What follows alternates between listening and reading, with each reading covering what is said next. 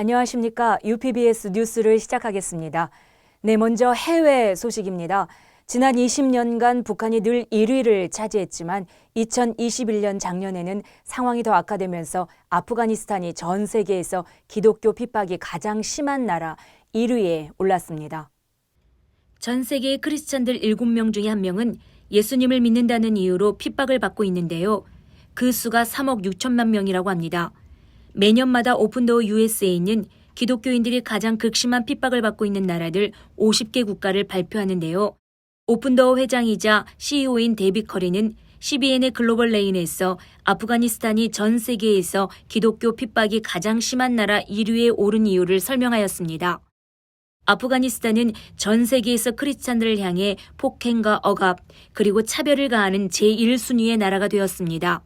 북한은 더 나아지지 않았고 아프가니스탄은 더 악화되었습니다. 불행하게도 크리스찬들에게 대한 폭행과 추적 그리고 그들을 살해하는 일들이 미래의 아프가니스탄에서 예상할 수 있는 것으로서 심히 염려가 됩니다. 오픈더어 전 세계 감시 리스트의 10개 국가 중에 7개국은 이슬람 근본주의 핍박을 경험하고 있는 것으로 나타났습니다. 보도에 의하면 이 국가들 내의 크리스찬 여성들이 특히 어려움을 당하고 있는데요.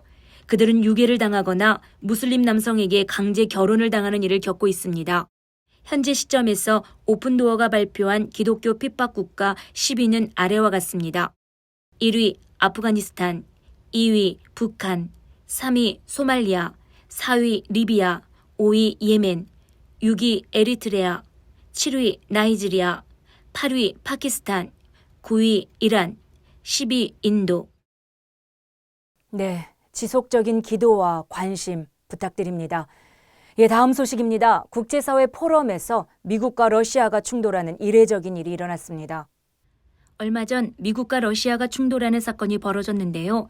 이것은 러시아가 우크라이나 국경에서 부대를 집결시키고 있는 것을 토의하는 UN 안전보장 이사회 오픈 세션 동안 일어났습니다. 두 국가의 대사들의 이례적인 논쟁은 러시아 대사가 미국을 비난하면서 시작되었는데요. 미국은 모스크바의 군부대 파송에 대해 과민한 히스테리 반응을 부채질하고 있다라고 비난하였습니다.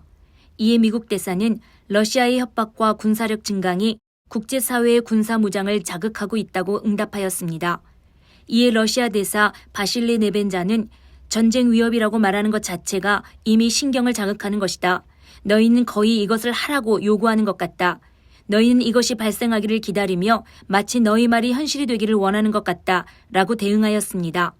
미국 대사 린다 토마스 그린필드는 이번 갈등에서 서방과 우크라이나가 공격자가 아니라고 강하게 반박하였습니다. 이것은 지난 수십 년 동안 유럽에서 발생한 최고의 군사력 동원이다. 잘 들으시오. 우리가 대화하는 지금 이 시간에도 러시아는 더 많은 군사력을 집결시키고 있다 라고 토마스 그린필드는 말하였습니다. 모스크바는 현재 서방이 원하는 것은 우크라이나와 나머지 세계와의 긴장을 고조시켜서 러시아를 약화시키는 것이라고 주장하고 있습니다. 한편 미 상원에서는 우크라이나 사태가 격화될 경우 러시아에 대한 대규모의 초당파 경제 제재를 통과시키기 위해 준비하고 있습니다. 이번 안보리 회의 이후 바이든 대통령은 미국이 모든 시나리오에 대비하고 있다고 말하였는데요.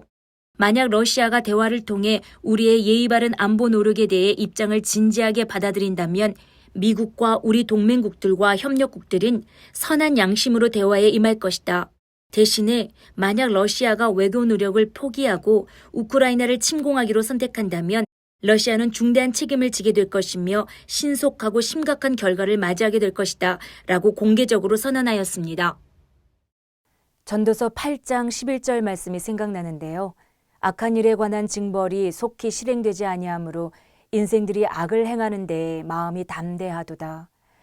네, 미국과 이스라엘 그리고 우리 대한민국이 침략과 억압을 자행하는 자들을 징벌하는 하나님의 공의의 도구로 쓰임받기를 소망해 봅니다. 네, 이스라엘 소식 전해드리겠습니다. 예루살렘에 소재한 시온의 친구들 박물관 설립자 마이크 에반스가 반유대주의와 싸운 공로로 노벨 평화상에 추천되었습니다. 노벨 평화상에 추천받은 것은 제게 큰 영광입니다. 그러나 반유대주의와 싸울 수 있는 것은 더 큰 영광이라고 생각합니다. 행복의 열쇠는 당신의 인생을 당신 자신보다 더 큰 목적을 위해 헌신하는 것입니다. 저는 그런 목적을 가지고 있습니다. 라고 에반스는 말하였습니다.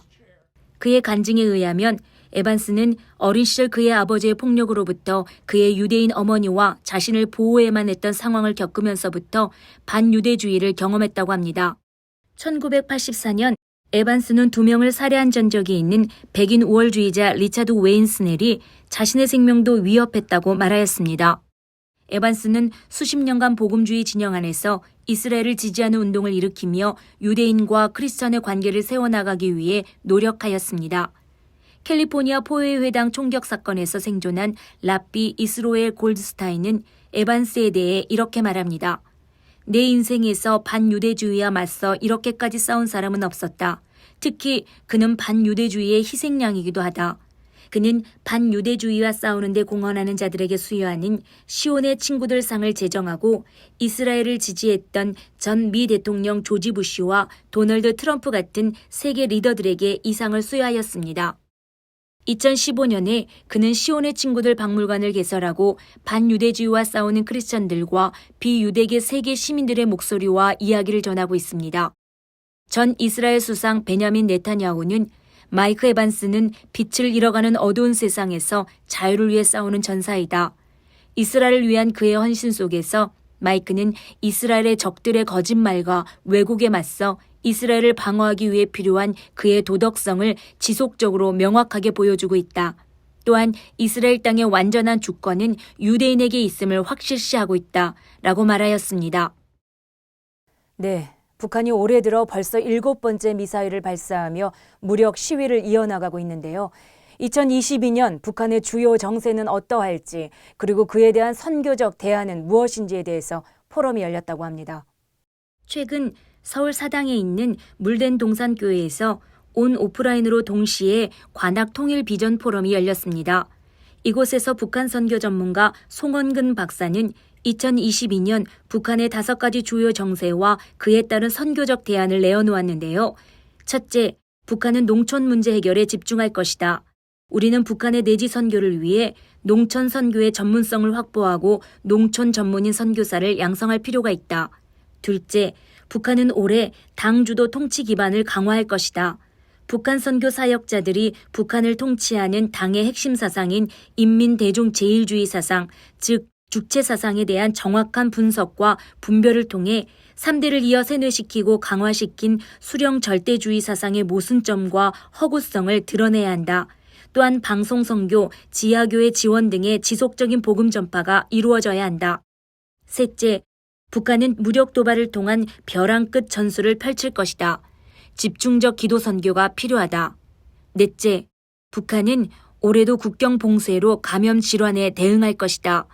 벼랑 끝 전술로 더 심각한 고립과 압박으로 최악의 경제 속에서 체제 혼란으로 탈북자가 늘어날 것을 대비하여 탈북자 선교와 코로나 백신 외에도 치료제와 의료 지원이 이루어져야 할 것이며 북한의 지하 성도와 남한의 북한 선교 교회와의 성령의 역사가 동시에 이루어져야 한다.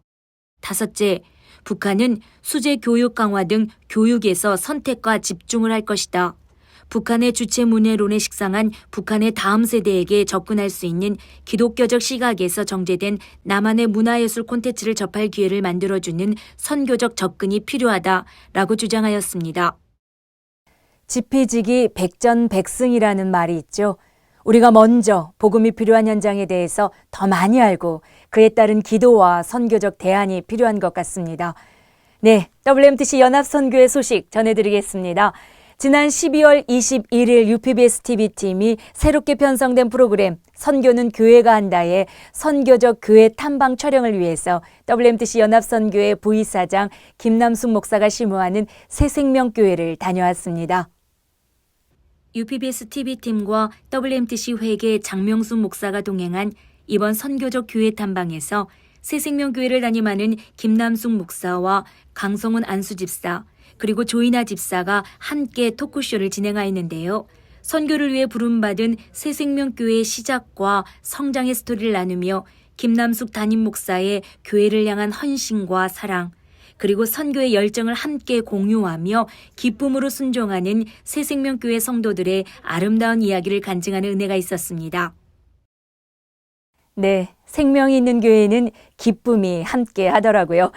네, 다음은 WMTS 소식입니다. 지난 1월 20일 WMTC 선교사 훈련학교 제13기 간사기도회가 강원도 강릉에서 있었는데요.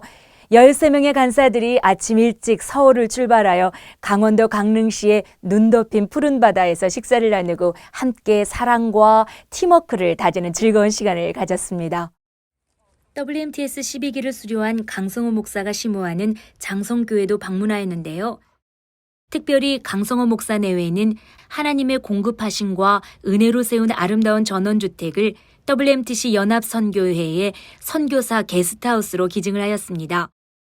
WMTC 회계 장명숙 목사가 아름답게 내부 정돈을 한 게스트하우스에서 WMTS 13기에 들어올 학생들과 교수들 그리고 간사들과 모든 준비 과정을 위해 뜨겁게 기도하며 함께 은혜를 나누는 시간을 가졌습니다. 네, 쉼과 위로가 있는 강릉 선교사 게스트하우스로 초대합니다. 네, 드디어 WMTC 선교사 훈련학교 제13기가 3월 1일 화요일 오전 9시 30분에 개강합니다. 이번 13기는 개강과 동시에 WMTC 연합선교회 부회장 길영선 목사의 성경이 읽어진의 강의를 시작으로 총 12주 강의와 15박 16일의 탄자니아 아울리치로 프로그램이 진행됩니다. 약 35명의 학생들과 15명의 간사들, 그리고 13명의 교수진들이 섬기게 될 이번 WMTS 13기에도 훈련생 한 사람 한 사람이 복음, 제자, 교회, 재생산의 정체성을 확립하고 복음에 온전히 헌신된 그 한 사람으로 거듭나는 순종의 학교가 되기를 기도합니다. 2022년도 기대하십시오. 각자의 모든 것을 살아나게 하실 하나님을 기대합니다. 이상으로 UPBS 뉴스를 마치겠습니다. 감사합니다.